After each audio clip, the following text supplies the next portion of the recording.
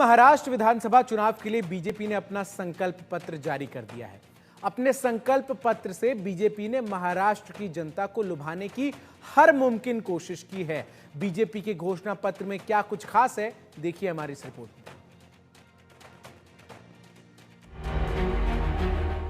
किसानों के लिए ऋण माफी और किसान सम्मान निधि को 12,000 से बढ़ाकर 15,000 कर रहे हैं। लाडली बहन योजना, इसको हम बढ़ोतरी कर रहे हैं। महाराष्ट्र विधानसभा चुनाव के लिए केंद्रीय गृह मंत्री अमित शाह ने बीजेपी का संकल्प पत्र जारी कर दिया है। मतदाताओं को लुभाने के लिए बीजेपी ने अपने संकल्प पत्र में कई बड़े वादे किए हैं। इस मौके पर मंच में केंद्रीय गृह मंत्री अमित शाह के साथ डिप्टी सीएम देवेंद्र फडणवीस, राज्य बीजेपी प्रमुख चंद्रशेखर बावनकुले, मुंबई बीजेपी प्रमुख आशीष शेलार और केंद्रीय मंत्री पीयूष गोयल मौजूद रहे। महाराष्ट्र विधानसभा चुनाव के लिए बीजेपी के घोषणा पत्र में जनता से कई बड़े वादे किए गए हैं। बीजेपी के संकल्प पत्र में किसानों, महिलाओं और युवाओं पर खास फोकस किया गया है। संकल्प पत्र जारी करते हुए अमित शाह ने कहा कि ये महाराष्ट्र की आकांक्षाओं का संकल्प पत्र है। इसमें किसानों का सम्मान और गरीबों का कल्याण है। इसके अंदर महिलाओं का स्वाभिमान भी है। यह महाराष्ट्र की उम्मीदों का संकल्प पत्र है। यह संकल्प पत्र पत्थर की लकीर जैसा है। वहीं विपक्ष पर निशाना साधते हुए अमित शाह ने कहा कि अघाड़ी की सारी योजनाएं सत्ता के लिए हैं।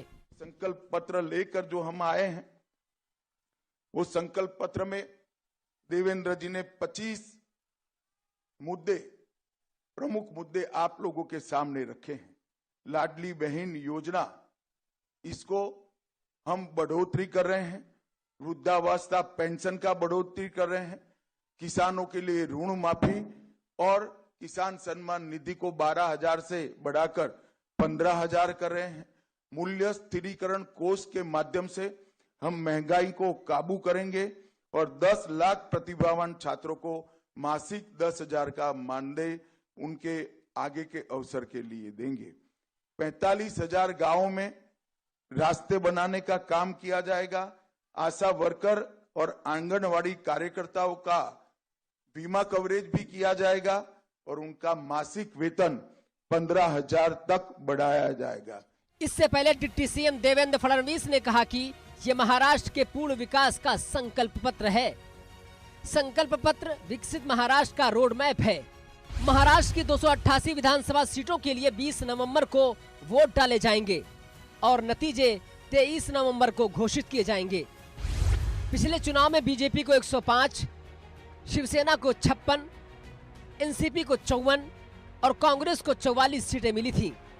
हालांकि चुनाव के बाद शिवसेना एनडीए से अलग हो गई और उसने एनसीपी कांग्रेस के साथ मिलकर सरकार बना ली। तब शिवसेना के उद्धव ठाकरे मुख्यमंत्री बने थे। जून 2022 में शिवसेना में आंतरिक कलह के बाद एकनाथ शिंदे ने पार्टी के 40 विधायकों को तोड़ दिया और बीजेपी के समर्थन से मुख्यमंत्री बन गए।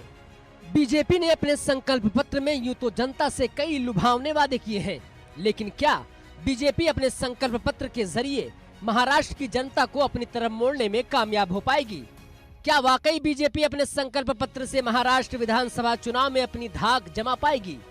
ये तो आगामी चुनावी नतीजों में साफ ही हो पाएगा। Bureau report, India news.